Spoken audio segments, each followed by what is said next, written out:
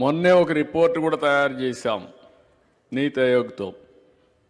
రాబోయే రోజుల్లో ముంబైకి దీటుగా విశాఖపట్నాన్ని అభివృద్ధి చేయడానికి ప్రణాళికలు తయారు చేస్తున్నాం.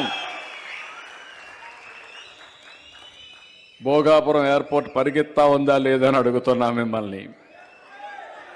అప్పుడు ఏం చేశాడో చూశారు కదా అని అడుగుతున్నా మిమ్మల్ని. భోగాపురం ఎయిర్పోర్ట్ని ట్రాక్లో పెట్టా. ఇక్కడనే మళ్ళీ సివిల్ ఏవియేషన్ యూనివర్సిటీ కూడా వస్తుంది. మన పిల్లలు చదువుకొని విమానాల సంఖ్య పెరుగుతుంది. అందులో పనిచేసే వాళ్ళ సంఖ్య కూడా మన రాష్ట్రం నుంచి రావాలి, విశాఖపట్నం నుంచి రావాలి అనే ఉద్దేశంతో పెద్ద ఎత్తున దానికి ఒక యూనివర్సిటీ తీసుకొస్తాం. తొందరలోనే విశాఖపట్నంలో మీరు ఒక్కసారి చూస్తే మెట్రో కూడా వస్తుంది. నేను అప్పుడు ఎక్కడ వేసిన గొంగళి అక్కడే ఉంది, ఒక్క అడుగు కూడా కదల్లా. తొందరలో మెట్రో కూడా వస్తుంది. ఇది కాకుండా మీరు ఒకసారి చూస్తే విశాఖపట్నం ఇప్పటికే టీసీఎస్ వచ్చారు. తొందరలోనే విశాఖపట్నం గూగుల్ డేటా హబ్ కింద ప్రపంచంలో ఉండే డేటా అంతా విశాఖపట్నానికి వచ్చి ఇక్కడ డేటా అనలిటిక్స్ చేసి ఏఐ ద్వారా ఇక్కడి నుంచి ప్రపంచానికి పంపించేట్టుగా సీ కేబుల్ కూడా ఎస్టాబ్లిష్ చేయబోతున్నారు, సింగపూర్ టు విశాఖపట్నం.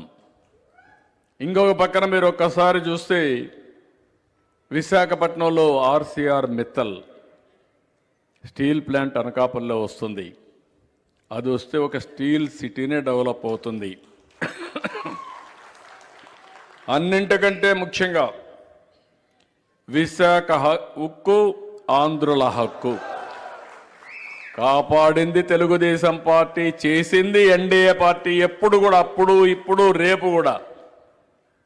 వాజ్పేయి గారి పీరియడ్లో ఇదే మరి ఇబ్బంది వస్తే ఆ రోజు కూడా దీన్ని కాపాడింది నేనే. ఆ రోజు కూడా ఎన్డీఏ ప్రభుత్వం.